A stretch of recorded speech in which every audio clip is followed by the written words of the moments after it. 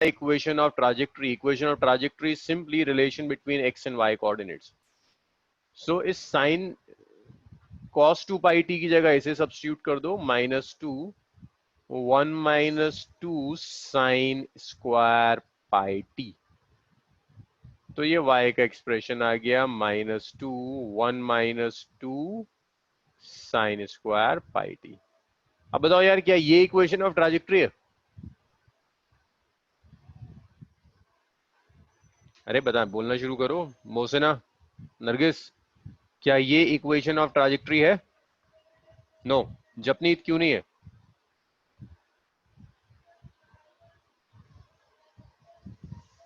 ये equation of, हाँ time आ रहा है, इक्वेशन ऑफ ट्राजेक्ट्री में टाइम नहीं आएगा. तो देखो यहां जो साइन पाई टी है ना, उसको तुम 1 से रख सकते हो. अगर 1 से, ये ना इक्वेशन 1, यहां से तुम साइन पाई टी निकाल सकते हो. साइन पाई टी कितना आया? -x/8 आ गया. This is equation number 4. इसको उठाकर यहां डाल दो, 4 को थर्ड में रख दो. तो 4 को जैसे ही थर्ड में रखोगे, y हो जाएगा -2 1 - 2 sine pi T is -8, π/x/8 ये स्क्वायर है, -2x/8 का होल स्क्वायर. तो ये y आ गया. y is -2 + 4x² / 64. इस 2 को यहां मल्टीप्लाई किया, 2 को ये मल्टीप्लाई किया, स्क्वायर ओपन कर दिया. सो ये आ गया y इज -2. इसको कैंसिल करेंगे, 16 चला जाएगा, 4x² / 64 कैंसिल हो गया, 16 आ गया. सो y आ गया, y is -2 + x² / 16. So this is the equation of trajectory. So कहीं भी अगर वो तुमसे कहता है कि इक्वेशन ऑफ ट्राजेक्ट्री कैलकुलेट करो, दैट मींस टाइम नहीं आना चाहिए, टाइम हटाना है. अरे हुआ कुछ क्लियर इतना?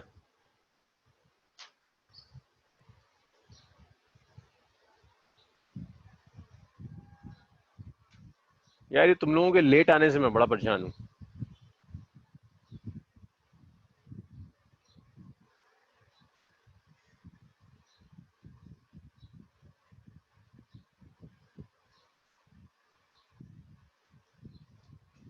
अरे बताओ, क्लियर है यहां तक?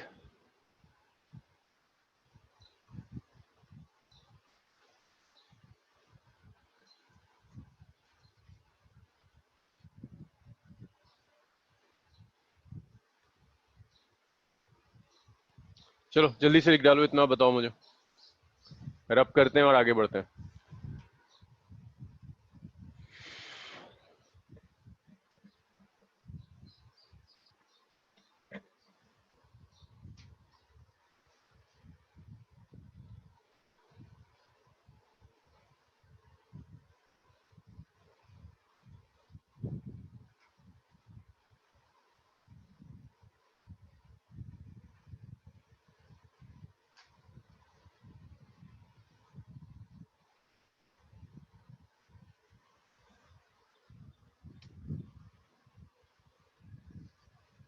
डन. ओके, चलो भाई मैं रब कर रहा हूं. सब लिख चुके हैं ना?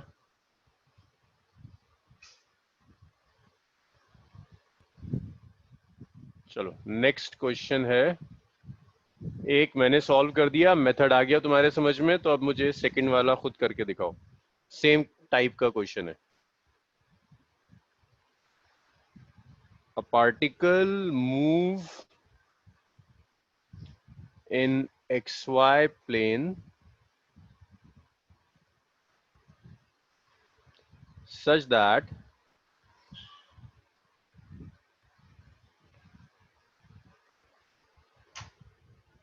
its position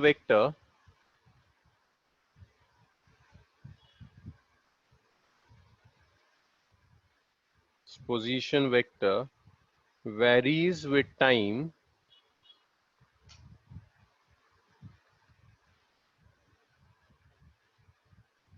as position vector ये दिया हुआ है, r is 2 sin 3t I cap plus 2 1 minus cos 3t j cap, ये r दिया। Find equation of trajectory, find equation of trajectory. यहां एक हिंट मैं जरा सा दे रहा हूं भाई, ये दिया है ना उसने आई कैप के साथ और इसे जे कैप के साथ, इसका मतलब है x है 2 sin 3t, जे कैप के साथ आ रहा है जे वाई के अलॉन्ग होता है, और y है 2 1 minus cos 3t। Equation of trajectory बताओ मुझे क्या होगी, शुरू हो जाओ। थोड़ी अपनी अकल चलाने की कोशिश करो कि x और y कैसे रिलेट करेंगे। देखो अब तो मैं मैकेनिक्स के फर्स्ट चैप्टर पर आ गया, पिछला कुछ नहीं है जो इस्तेमाल होगा, सब यहीं सीखोगे और यहीं यूज करोगे। कुछ लोगों को ग्रेविटेशन में परेशानी आ रही थी कि पिछला याद नहीं था, यूज हो रहा था। अब तो असल में टाइम बहुत है ना, पूरा 2.5 महीना है, 2.5 महीनों में तो मैं पूरी मैकेनिक्स खींच सकता हूँ। फर्स्ट चैप्टर से भी स्टार्ट करेंगे तो 2.5 महीने में पूरा 11th और अच्छा खासा 12th का कंप्लीट हो जाएगा।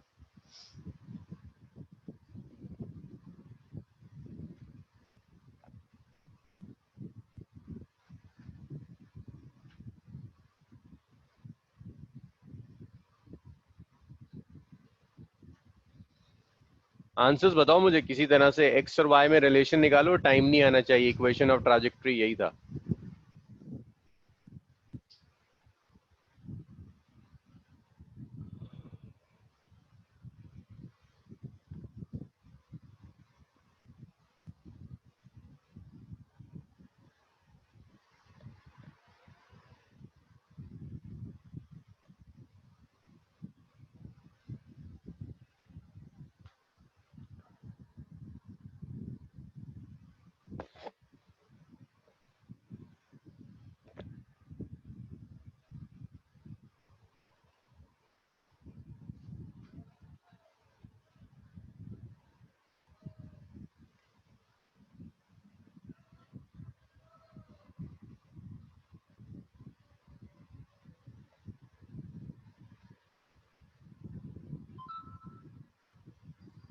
अरे आंसर्स बताओ,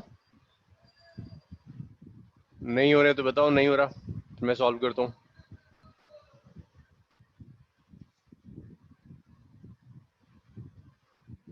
अब कुछ दिन क्लास नहीं हुई और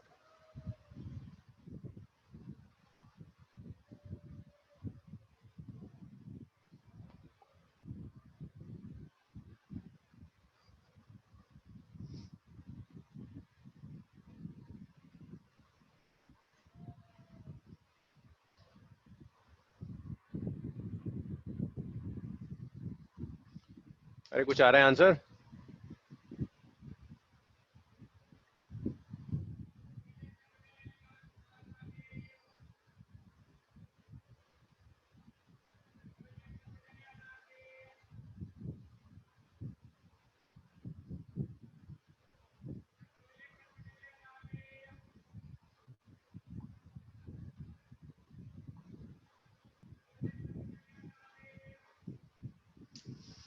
नहीं हो रहा किसी से भी? अरे देखो कितनी आसान चीज है, तुम्हें करना क्या है, एक्स और वाई को रिलेट करना है। हाँ जपनीत, यही तो तरीका है। एग्जैक्टली स्क्वायर नहीं करना, देखो एक्स और वाई को रिलेट करना है और टाइम हट जाना चाहिए। तो ये जो इक्वेशन है ना, x इज 2 sin 3t, यहां से तुम sin 3t कैलकुलेट कर लो, x/2 आ गया। ऐसे ही ये इक्वेशन है,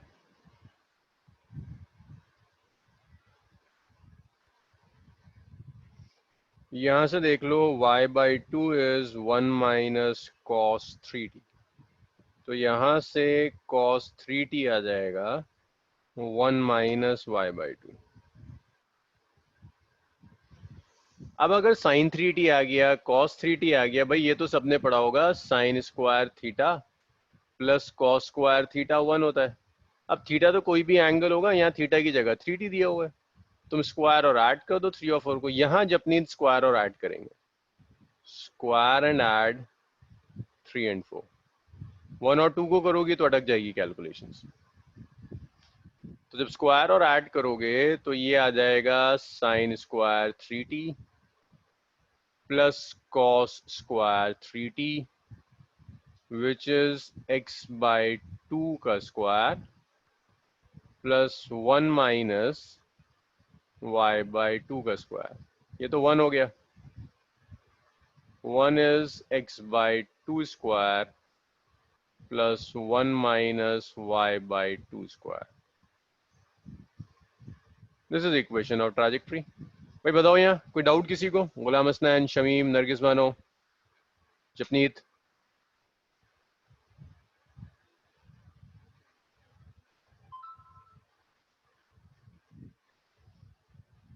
शमीम आयत ना, सलील बतूल,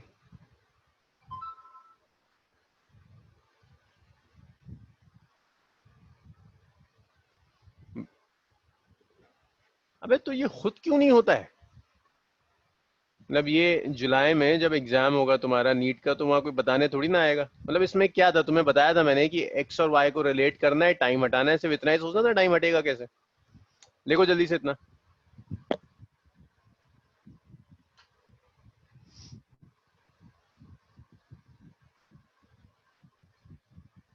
अच्छा देखो नरगिस, ये गिवन है ना, आर इज कुछ लिखा है आई कैप के साथ, कुछ लिखा हुआ है जे कैप के साथ। तो तुम एक काम कर सकते हो, आई कैप के साथ जो भी टर्म आएगी उसे एक्स कहते हैं, जे कैप के साथ जो भी टर्म आएगी उसे वाई कहते हैं। तो आप लिख सकते हो X is 2 sine 3t, Y is 2 1 minus cos 3t। तो यहाँ से साइन 3t कैलकुलेट कर लो, साइन 3t कितना आ गया, एक्स बाई 2। यहाँ से cos 3t कैलकुलेट कर लो, y is 2 1 minus cos 3t। तो यहाँ से देखो, इसको 2 से यहाँ डिवाइड कर दिया, 1 minus cos 3t। cos 3t को इधर ले जाओ, y बाई 2 को यहाँ ले जाओ, तो cos 3t लेफ्ट में जाएगा, पॉजिटिव हो जाएगा, ये नेगेटिव हो जाएगा। 2 और 4 को स्क्वायर कर कर ऐड कर दो, sine square 3t plus cos square 3t कितना आ गया, x बाई 2 का square plus 1 minus y by 2 का स्क्वायर। तो ये आ गया sine square 3t plus cos square 3t is 1, x by 2 square plus 1 minus y by 2 square. Nargis अब हुआ? सिर्फ साइन 3t लिया, कॉस 3t लिया, स्क्वायर कर कर ऐड कर दिया। नहीं हुआ तो बताओ मुझे, और एक्सप्लेन करते हैं।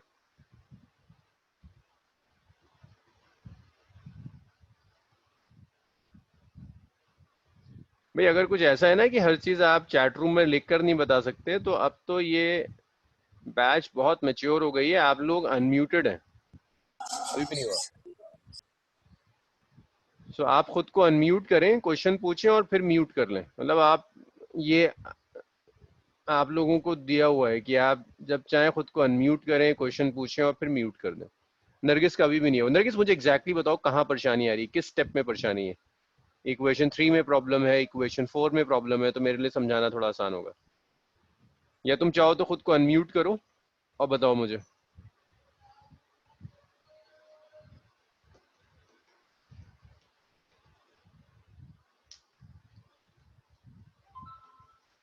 नरगिस, स्क्वायर के बाद okay.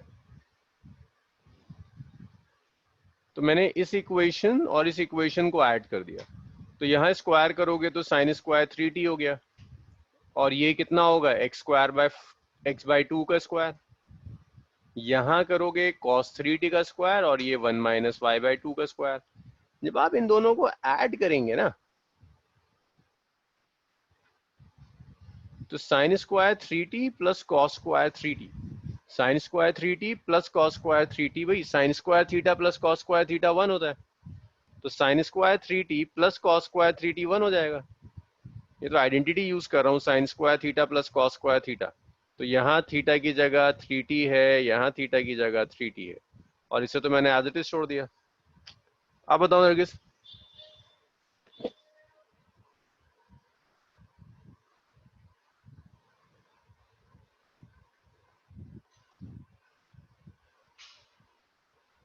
Nargis Bano.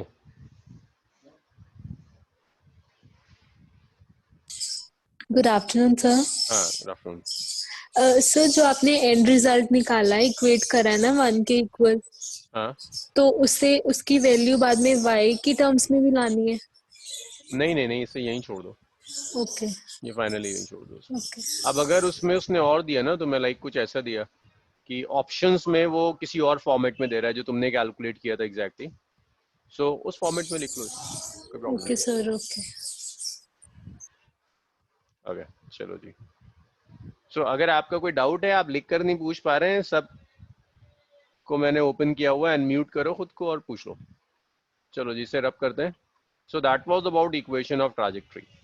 Equation of trajectory के बाद नेक्स्ट जो कॉन्सेप्ट है वो डिस्टेंस और डिस्प्लेसमेंट का है। तो पहले देखिए डिस्टेंस क्या होता है। Distance is actual path between initial and final position. Actual path covered by body. Body जो भी एक्चुअल पाथ कवर करेगी उस एक्चुअल पाथ को डिस्टेंस कहेंगे। कि मान लो एक बॉडी है वो ऐसे जाती है, फिर यहाँ आ गई, फिर ये इधर चली गई, और पॉइंट्स को कुछ नाम दिए हुए हैं। So this is point A, this one is B, this is C and this is D. तो बॉडी ने जो एक्चुअल पाथ कवर किया है वो एक्चुअल पाथ डिस्टेंस है। डिस्टेंस आ जाएगा A B plus B C plus C D, ये distance actual path covered by the body. Distance हमेशा पॉजिटिव होगा, can never be negative. Distance कभी नेगेटिव नहीं हो सकता। अगर एक बॉडी मूव कर रही है तो उसका डिस्टेंस कभी डिक्रीज नहीं होगा, हमेशा बढ़ेगा। डिस्टेंस ऑफ मूविंग बॉडी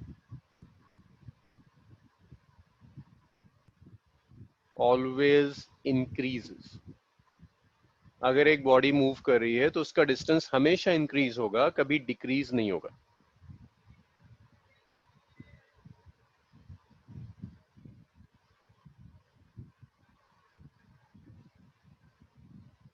कभी डिक्रीज नहीं होता, हमेशा अगर एक बॉडी मूव करती चली जा रही है तो उसका डिस्टेंस बढ़ता चला जाएगा। तो अगर वो कोई ग्राफ, अब ना ये जो कॉन्सेप्ट मैंने लिखवाया है, इस कॉन्सेप्ट पर कुछ ऐसे क्वेश्चंस पूछ लेता है आपसे। कहता है ग्राफ देगा एक दो, डिस्टेंस वर्सेस टाइम ग्राफ देता है। ये टाइम है, ये डिस्टेंस है। डिस्टेंस को टोटल पाथ लेंथ भी कहेगा।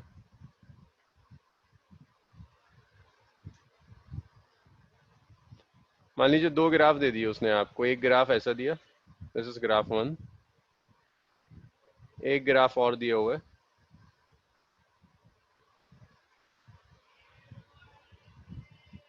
ये दो ग्राफ है, graph one and graph two. मुझे बता सकते हो उसमें से कौन सा पॉसिबल नहीं है या दोनों पॉसिबल है? अरे बताओ, जल्दी जल्दी बताया करो, इतना सोचते हो। ग्राफ वन और ग्राफ टू दोनों पॉसिबल हैं या कोई एक पॉसिबल नहीं होगा? अगर नहीं है तो कौन सा पॉसिबल नहीं है? तो आंसर ऐसे दो, बोथ पॉसिबल, या अगर कोई एक पॉसिबल नहीं है तो उसका नाम लिख के दिखाओ मुझे। सुगरा, जहरा, गुलाम हसनैन।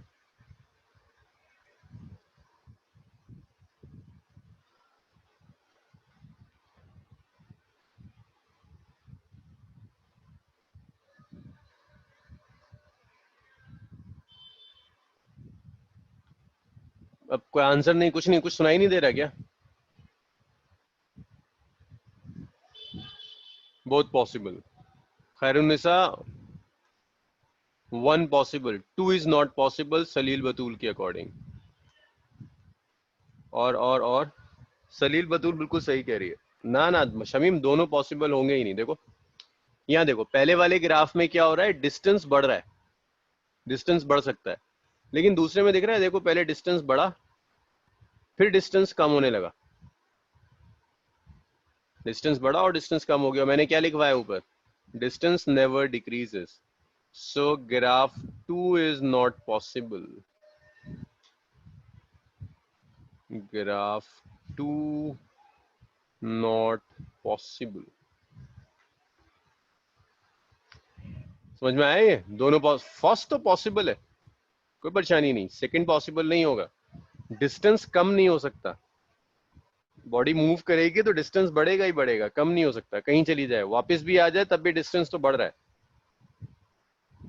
भाई ये समझ में आया सबको?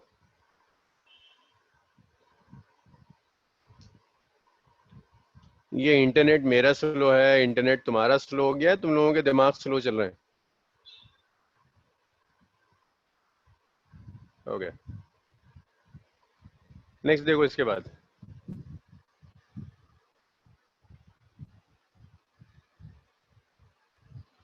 तो distance of a moving body always increases, it never decreases. Distance कभी डिक्रीज नहीं करता, ग्राफ 2 पॉसिबल नहीं होगा। इसके बाद distance is a scalar,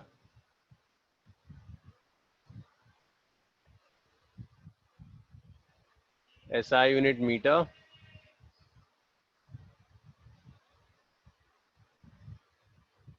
CGS centimetre. इतना लिख लीजिए, फिर आगे बढ़ते हैं।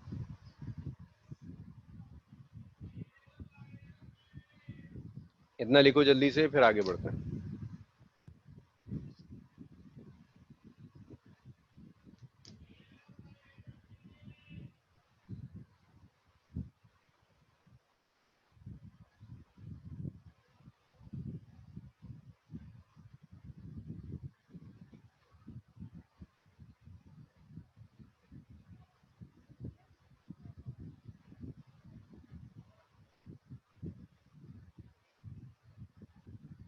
ओके, सबने लिख लिया?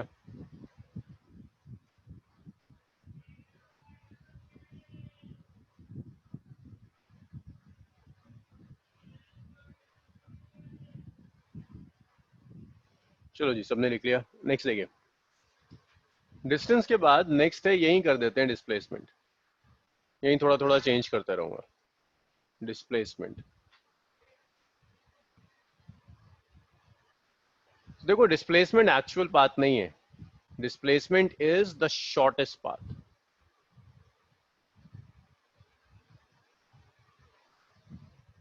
Shortest path covered by body between initial and final position, between initial and final position।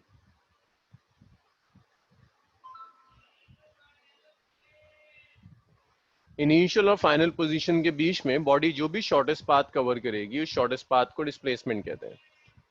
तो यहां जो डिस्प्लेसमेंट होगा,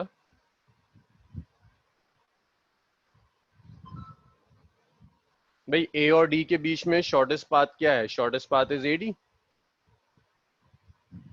देखो ये इनिशियल है, ये फाइनल है डी, ये इनिशियल, ये फाइनल। इनिशियल और फाइनल के बीच में शॉर्टेस्ट पाथ ले जाओ, तो जो डिस्प्लेसमेंट हो गया, डिस्प्लेसमेंट ये शॉर्टेस्ट पाथ है which is AD.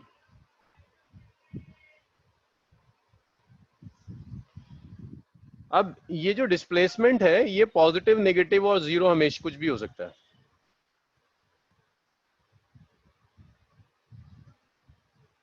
Can be positive, negative और जीरो। अगर बॉडी घूम फिर कर अपनी जगह आ जाती है, जहां से शुरू किया दोबारा वहीं आ गई, तो इनिशियल और फाइनल पोजीशन सेम है, displacement would be zero.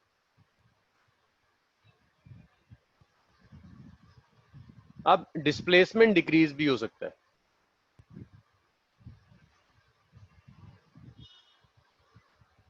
Displacement decrease हो सकता है, displacement of moving body can decrease. Displacement decrease हो सकता है, कोई प्रॉब्लम नहीं है। अब ये जो डिस्टेंस और टोटल पाथ है, इसकी जगह आप यहां लिख सकते हैं दिस इज डिस्प्लेसमेंट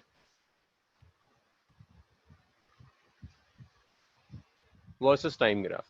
अब बताओ भाई ये क्या ग्राफ पॉसिबल होंगे दोनों या नहीं होंगे?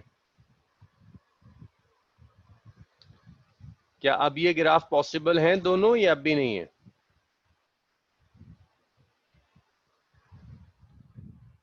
बहुत पॉसिबल, बहुत पॉसिबल। हाँ भाई, डिस्प्लेसमेंट तो डिक्रीज कर सकता है, तो आप दोनों ग्राफ यूज कर सकते हैं, दोनों ग्राफ पॉसिबल होगा। यस, बहुत पॉसिबल। डिस्टेंस में सेकंड वाला नहीं था, बहुत पॉसिबल।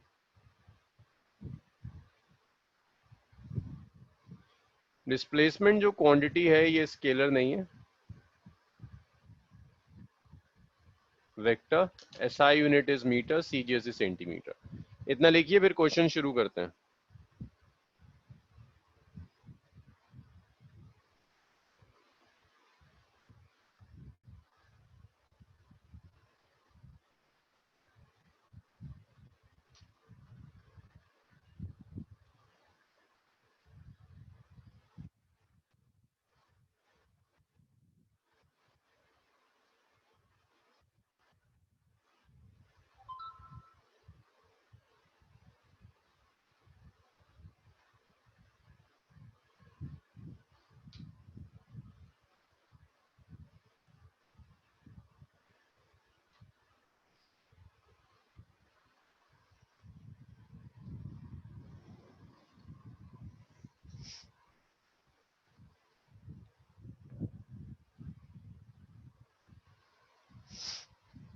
ओके, सबने लिख लिया?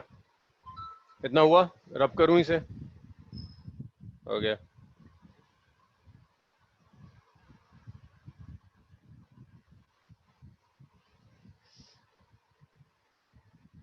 नेक्स्ट देखिए।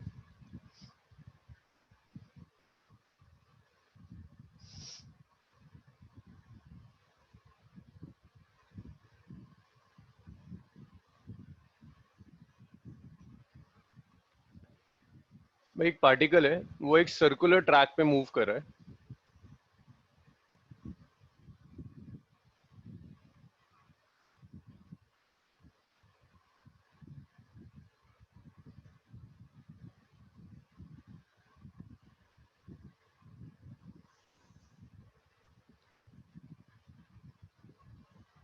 This is X axis, this is Y axis.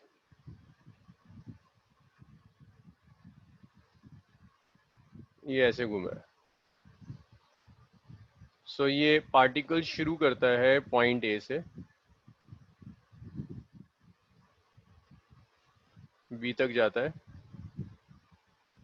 सी जाता है, डी आ जाता है। और जो रेडियस है ट्रैक का, radius of the track is R, capital R. तो आपसे कहता है calculate distance and displacement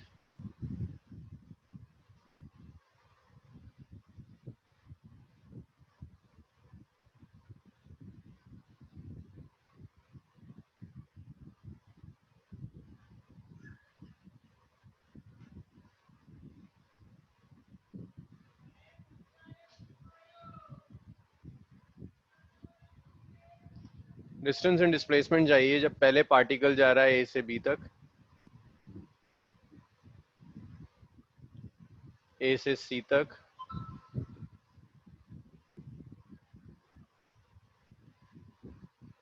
one complete revolution,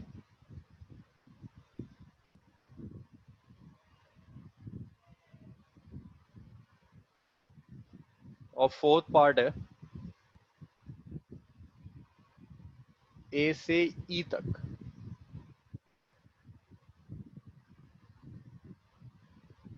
this is point ई। ये एंगल गिवन है 60 डिग्री। तो हर केस में डिस्टेंस भी कैलकुलेट करना है, डिस्प्लेसमेंट भी कैलकुलेट करना है। तो फर्स्ट पार्ट मैं सॉल्व कर रहा हूँ, फर्स्ट और सेकंड मैं सॉल्व करता हूँ, थर्ड मैं एक्सपेक्ट करूंगा कि आप करेंगे, थर्ड और फोर्थ।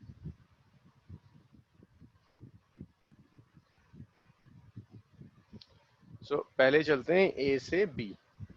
तो देखो ए से बी तक ये जो डिस्टेंस कवर करेगा, वो डिस्टेंस तो एक्चुअल पाथ के इक्वल होता है। उसने कितना डिस्टेंस कवर किया? उसने क्वार्टर सर्कल कवर किया हुआ है, 1/4 सर्कल। तो जो डिस्टेंस होगा,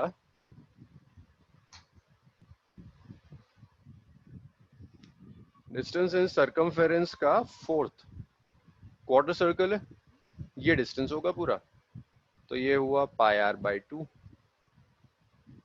अब आपको डिस्प्लेसमेंट चाहिए। डिस्प्लेसमेंट क्या होता है? Shortest path between initial and final position.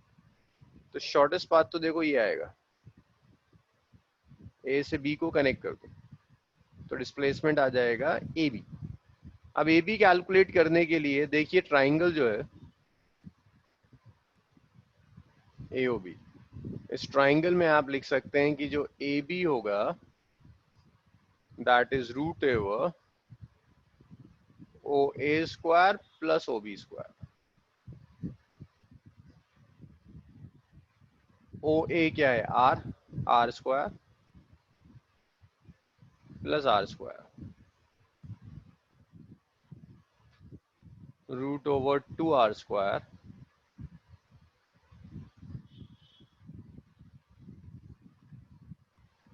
so AB is r root 2, root over 2r square, जिसे आप r रूट 2 लिख सकते हैं। यहां तक बताइए, ये डिस्टेंस और डिस्प्लेसमेंट समझ में आया फर्स्ट पार्ट में?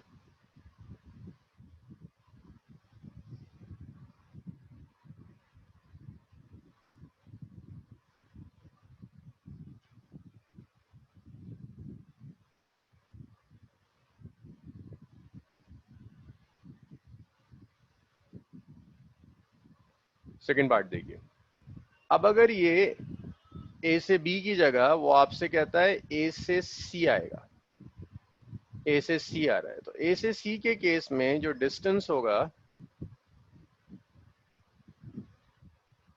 देखो डिस्टेंस ए से चला सी तक आ गया, तो जो डिस्टेंस है दैट डिस्टेंस इज शॉर्टेस्ट, ये पूरा सर्कमफेरेंस होगा, सेमी सर्कल कवर किया, तो ये आ गया 2 pi R divided by 2 which is pi R. जो डिस्प्लेसमेंट होगा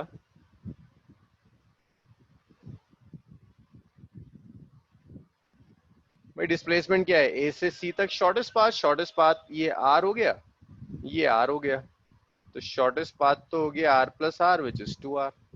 यहां तक बताओ भाई, किसी को कोई प्रॉब्लम?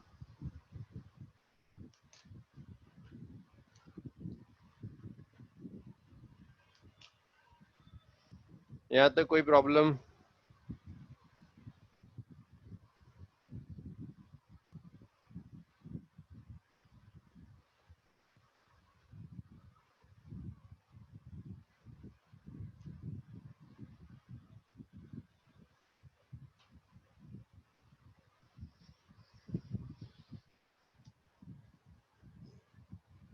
सब लिखो भाई इतना, और मुझे फिर थर्ड पार्ट सॉल्व करके दिखाओ। थर्ड मैं नहीं करूंगा, 2 पार्ट मैंने कर दिए, 2 पार्ट तुम सॉल्व करके बताओगे मुझे आंसर, सही हो गलत हो कुछ भी हो, सॉल्व करके बताओ क्या आ रहा है।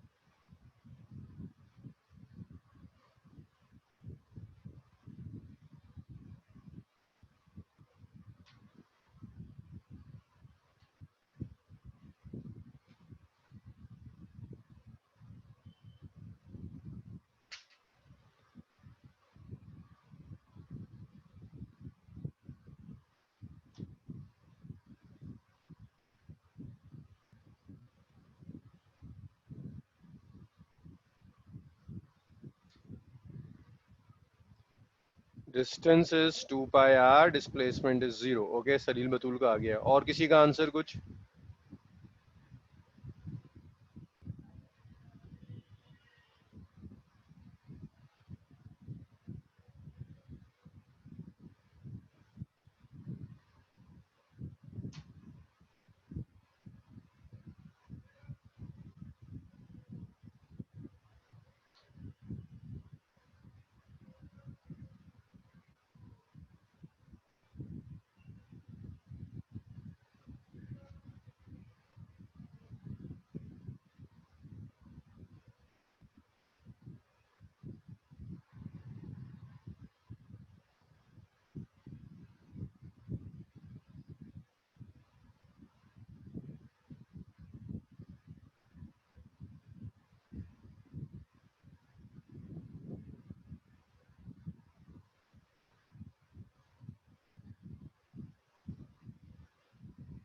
ओके, दोनों पार्ट चाहिए मुझे, थर्ड भी और फोर्थ भी।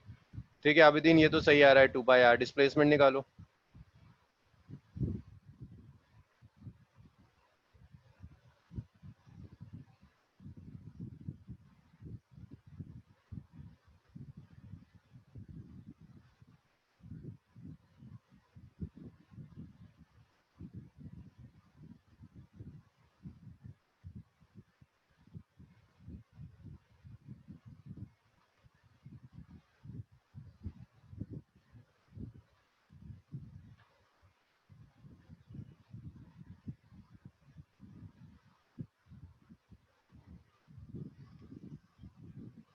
हाँ भाई, ये तो सबका सही आ रहा है, थर्ड पार्ट सबका, ज्यादातर लोगों का बिल्कुल सही आ रहा है। और कई तो कुछ कर ही नहीं रहे, बैठे हुए हैं बस। जपनी, तुम्हारा हुआ है दोनों parts?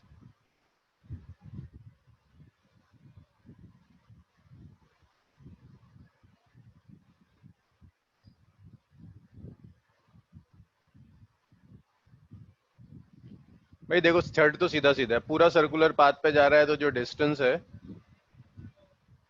That distance is 2 pi are.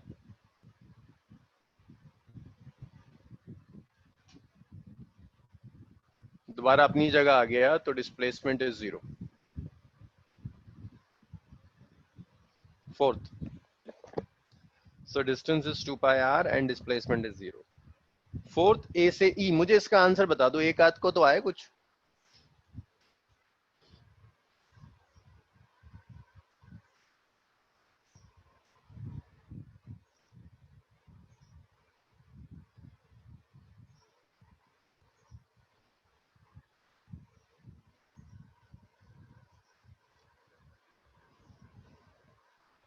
ना, सलील फोर्थ गलत आ रहा है।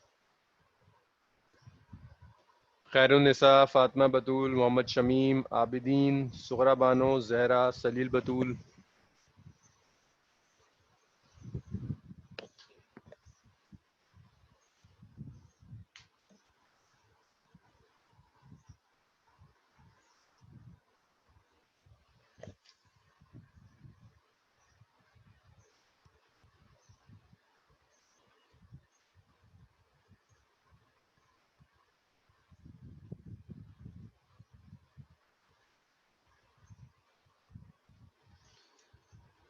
नहीं आया, देखो भाई, ए से ई वाला पोर्शन देखो, ए से ई वाला कैसे सॉल्व होगा। जब आप ए से ई करोगे ना, तो ये तो आपने ट्राइंगल बना लिया। ये जो पोर्शन होगा, ए ई, डिस्टेंस हो जाएगा, distance is A E, A E is length of arc, A is length of arc. तो इसे कुछ एल कह दो। तो एंगल को तुम ऐसे लिख सकते हो, angle theta is length of arc divided by the radius of arc. तो तुम यहां से लेंथ ऑफ आर्क लिख सकते हो, length of arc is angle theta multiplied by the radius of arc.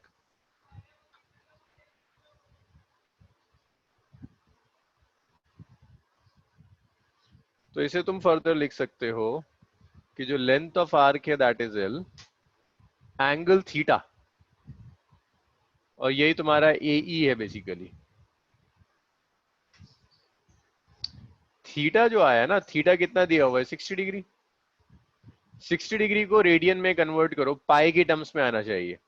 तो रेडियन में कन्वर्ट करने के लिए पाई बाय 180 से मल्टीप्लाई कर दीजिए, तो थीटा आ गया पाई बाय 3। इस थीटा की जगह पाई बाय 3 रख दो, तो ये आ गया pi by 3 is length of arc which is A E divided by the radius of arc which is R. तो आपका ए ई आ जाएगा पाई बाय 3 आर। भाई यहां तक बताओ, परेशानी किसी को? गुलाम हसनैन, रुखसाना, सुगरा, जहरा, नरगिस, शमीम। अरे ये आया समझ में?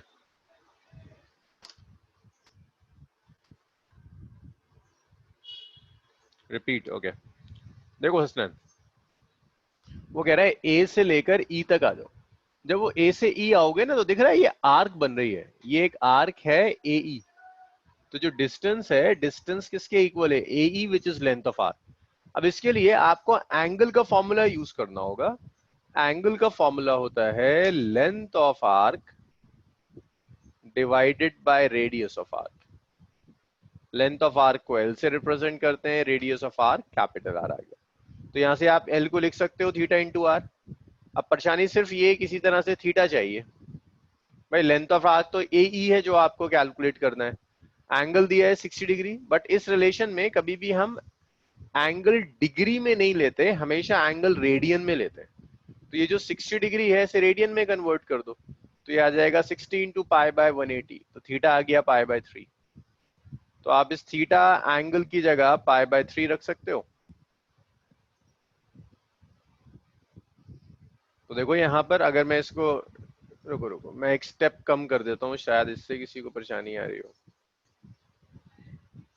ये था ना L is equal to theta into R, तो एल चाहिए, थीटा कितना आया, theta is pi by 3,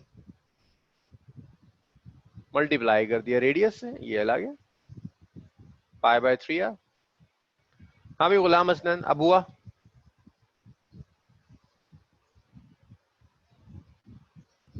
Abidin, Mohammad Abidin, second part करके दिखाओ मुझे, चलो डिस्प्लेसमेंट निकाल के दिखाओ इसका।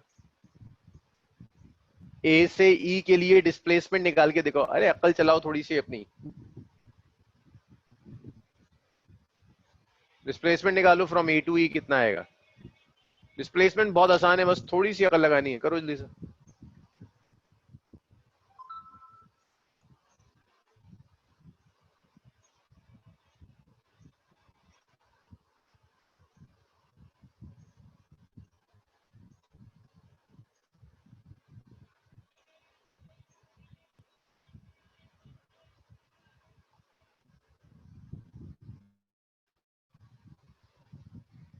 डिस्प्लेसमेंट कैलकुलेट करके बताओ।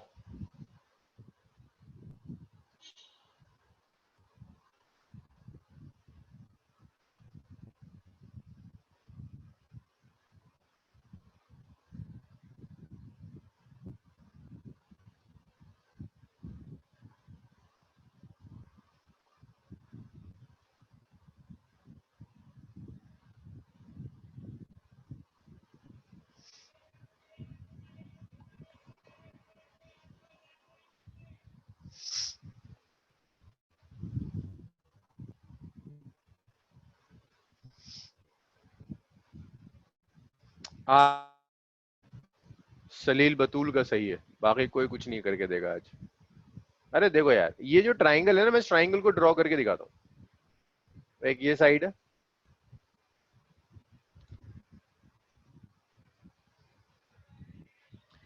डिस्प्लेसमेंट चाहिए ना तुम्हें, डिस्प्लेसमेंट क्या होता है, शॉर्टेस्ट पाथ। तो ए से लेकर ई तक शॉर्टेस्ट पाथ ले लो, ए ई तो होगा डिस्प्लेसमेंट। ट्राइंगल कंप्लीट कर देते हैं, ट्राइंगल का कुछ नाम दे देते हैं। भाई ये नाम हो गया, दिस इज, ये था ये पॉइंट, ये जो पॉइंट हुआ ये ओ हुआ, और ये चला गया तुम्हारा ई पॉइंट। ये जो एंगल है, ये एंगल कितना है, 60 डिग्री। ये भी रेडियस आर, ये भी रेडियस आर, हमें ये कैलकुलेट करना है। तो देखो ये सिखाया, नियर क्लासेस में पढ़ा होगा कि ट्राइंगल की अगर दो साइड्स इक्वल हैं तो उनके ऑपोजिट एंगल्स भी इक्वल होते हैं। आर और आर इक्वल, तो आर के ऑपोजिट अगर ये एंगल एक्स है तो ये वाला एंगल भी कितना होगा, एक्स। अब एक्स चाहिए, तीनों ट्राइंगल का सम, ट्राइंगल के तीनों एंगल्स का सम 180 होता है। 2x आ गया 120, x आ गया 60 डिग्री। x 60 डिग्री होने का मतलब है ट्राइंगल आ गया इक्विलेटरल। इक्विलेटरल ट्राइंगल है, हर साइड आर होगी, तो ए ई भी कितना आ जाएगा, ए ई भी आर आ जाएगा। चलो जी लिखो इतना।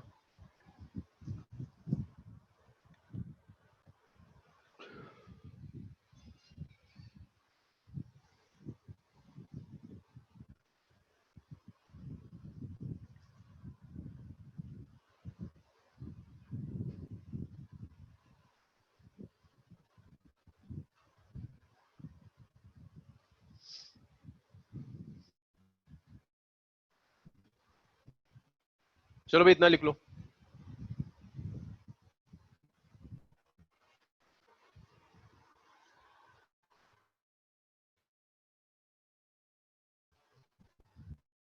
तो एक और देखो जरा, अगर थोड़ा सा इसमें टिपिकल बना दिया जाए।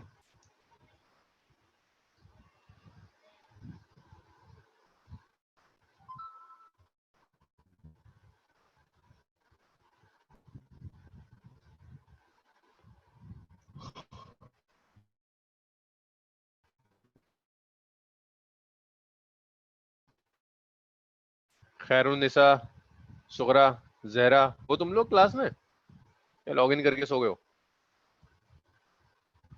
खैरुन्निसा, सुगरा बानो, जहरा, पहुंच नहीं।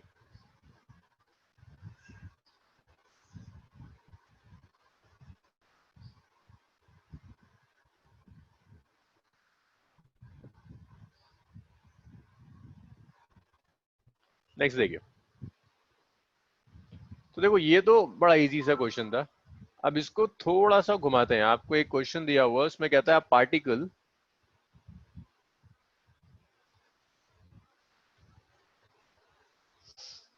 ये थोड़ा सा टफ पड़ जाएगा। A particle moves in a semi circular path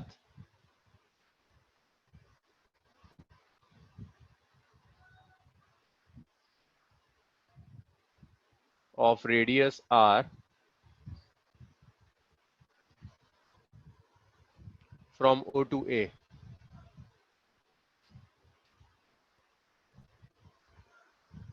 Then it moves parallel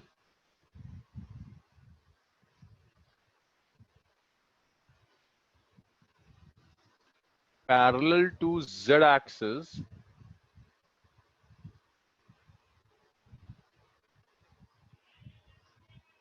covering a distance r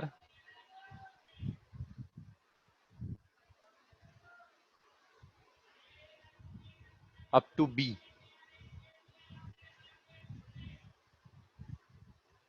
Finally, it moves along BC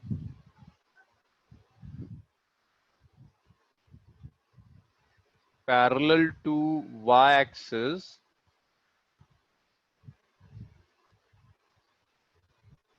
through distance 2r. Find distance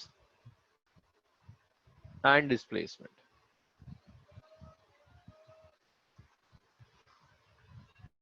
तो तुम्हें डिस्टेंस भी कैलकुलेट करना है, डिस्प्लेसमेंट भी कैलकुलेट करना है। तो देखो ये काम कैसे करेंगे डिस्टेंस और डिस्प्लेसमेंट कैलकुलेट करने का। x axis, y axis, z axis।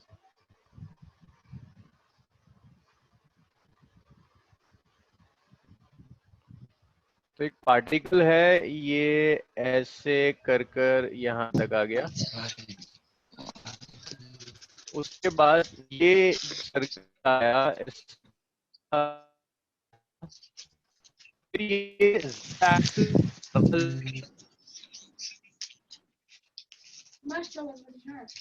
ये अरे भाई कौन अनम्यूट हो गया?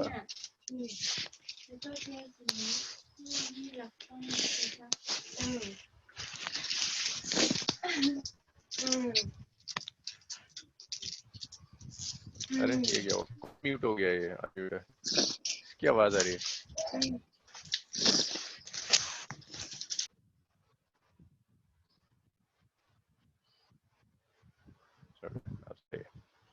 हाँ, सो जेड एक्सिस के अलॉन्ग को पहले ये ओ से ए जाता है,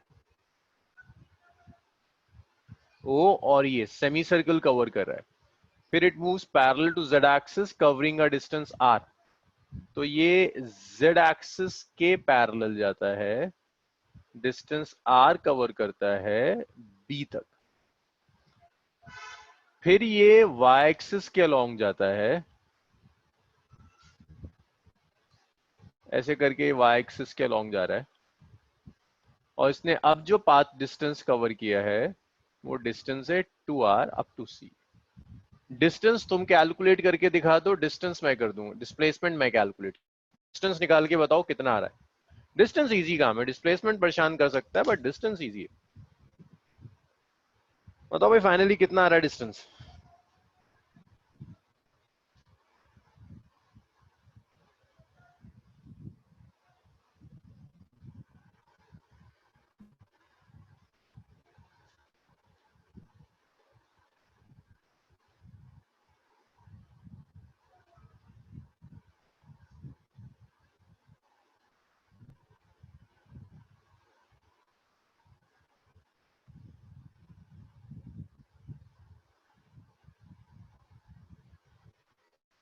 फोर आर गलत है।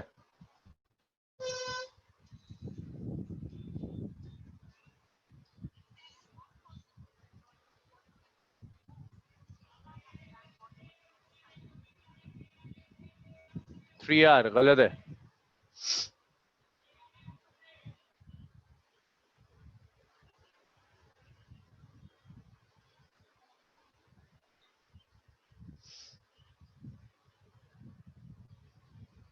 टू आर भी गलत है।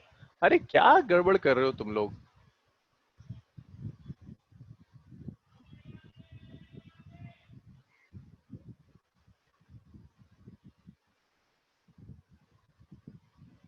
अरे भाई देखिए, डिस्टेंस चाहिए ना। ओ से ए चला गया, ओ से ए कैसे गया, सेमी सर्कल कंप्लीट किया। सेमी सर्कल कंप्लीट करने का मतलब है डिस्टेंस कवर किया पाई आर, सेमी सर्कल है। फिर इसके बाद ए से बी गया, ए से बी कितना कवर करा आर। उसके बाद बी से सी चला गया, बी से सी कितना कवर किया to are.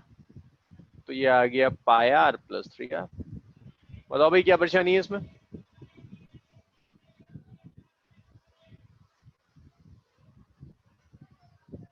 Pi are plus three are.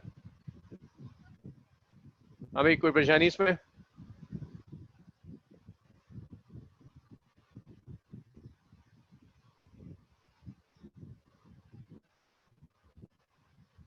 No.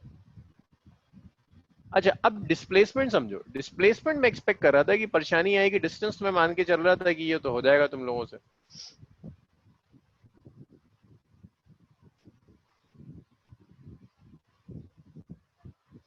तो देखो जब डिस्प्लेसमेंट लोगे ना, displacement is the shortest path between two points.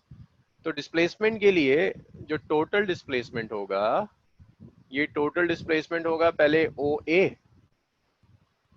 फिर ए बी, फिर बी सी। ओ ए का डिस्प्लेसमेंट, फिर ए बी का डिस्प्लेसमेंट, फिर बी सी का डिस्प्लेसमेंट। तो ओ ए का जो डिस्प्लेसमेंट है, ओ से ए बताओ जरा मुझे, ओ से ए कितना डिस्प्लेसमेंट कवर करेगी बॉडी। ओ से ए आ गया, डिस्प्लेसमेंट कितना है। ओ से ए डिस्प्लेसमेंट कितना है भाई। Salil Fatima, two R, very good. O से ए गया, डिस्प्लेसमेंट है टू आर। डायरेक्शन बताओ किस डायरेक्शन में डिस्प्लेसमेंट। एक्स एक्सिस के अलोंग है, वाई के अलोंग है, जेड के अलोंग है, टू आर किस डायरेक्शन में। एक्स एक्सिस के अलोंग, वेरी गुड। तो आप क्या लिख सकते हो, एक्स एक्सिस के अलोंग यूनिट वेक्टर होता है आई कैप, तो टू आर आई कैप। अब मुझे बताओ जेड एक्सिस के अलोंग कितना गया। साफ साफ लिखा है क्वेश्चन में जेड के अलोंग कितना जा रहा है, जल्दी बता दो जेड के अलोंग कितना गया।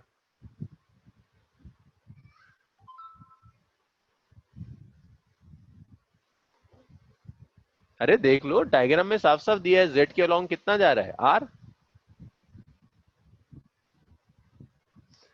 जेड के अलोंग बताओ यूनिट वेक्टर क्या यूज करते हैं, एक्स के अलोंग तो आई कैप होता है, जेड के अलोंग क्या होता है।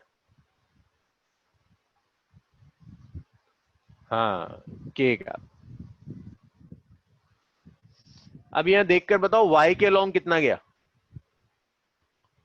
वाई के अलोंग कितना डिस्प्लेसमेंट कवर किया इसने, टू आर।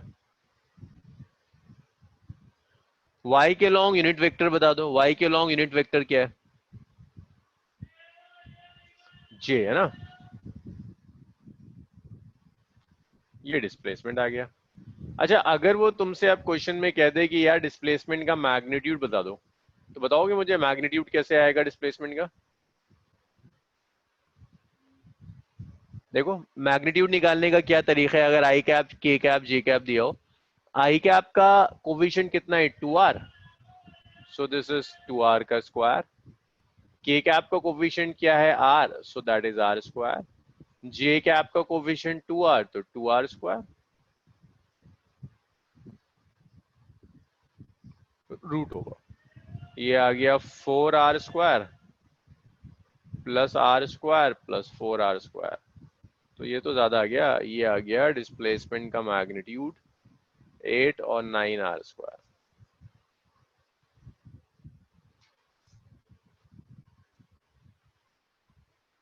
वेरी गुड, सही आ रहा है 3r। चलो भाई लिख लो इसे।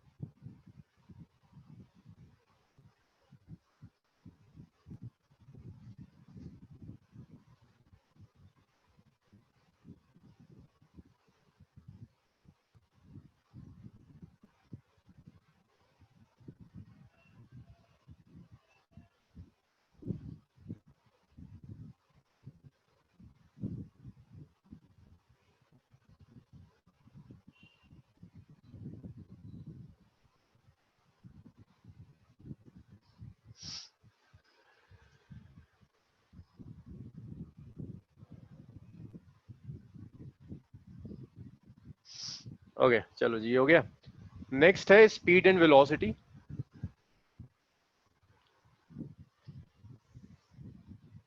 इसे मैं रब कर रहा हूं।